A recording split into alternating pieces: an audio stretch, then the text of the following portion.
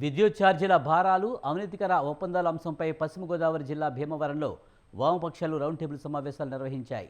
అదానీ ఒప్పందాలు రద్దు చేయాలి, ట్రూ అప్ ఛార్జీలు ఉపసంహరించుకోవాలని ఈ సమావేశం డిమాండ్ చేసింది.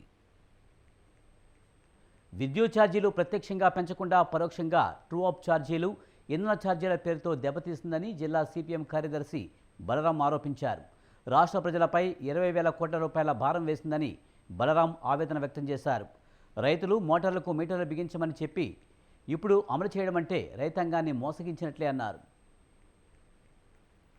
అదానీ విద్యుత్ ఒప్పందాల పేరుతో గత వైసీపీ ప్రభుత్వం 1,000 కోట్ల రూపాయలు పెద్దలకు అధికారులకు లంచాలు ఇచ్చినట్లు అమెరికాలో కేసు నమోదైందని బలరాం అన్నారు.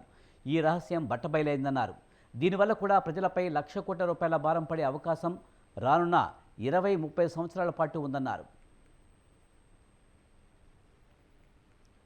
అదానీ కుంభకోణంపై విచారణ జరపాలని, అవినీతికర ఒప్పందాలు రద్దు చేయాలని, అదానీని అరెస్టు చేయాలని ఈ రౌండ్ టేబుల్ సమావేశం డిమాండ్ చేస్తుందని బలరాం తెలిపారు. ముందుగానే డబ్బు కట్టాలి, ఆ డబ్బు అయిపోయిన వెంటనే మన ఇంట్లో కరెంటు ఆగిపోతుంది. ఇలాంటి స్మార్ట్ మీటర్ల విధానాన్ని రద్దు చేయాలని కోరుతున్నాం. అలాగే ఈ స్మార్ట్ మీటర్ల యొక్క రేటును కూడా ప్రజల నుంచే వసూలు చేయడానికి సన్నాహాలు చేస్తున్నారు. ఇది కూడా అన్యాయం. అలాగే విద్యుత్ వినియోగం ఎక్కువ ఉండే సమయంలో మన బిల్లు రేటు కూడా పెరుగుతుంది.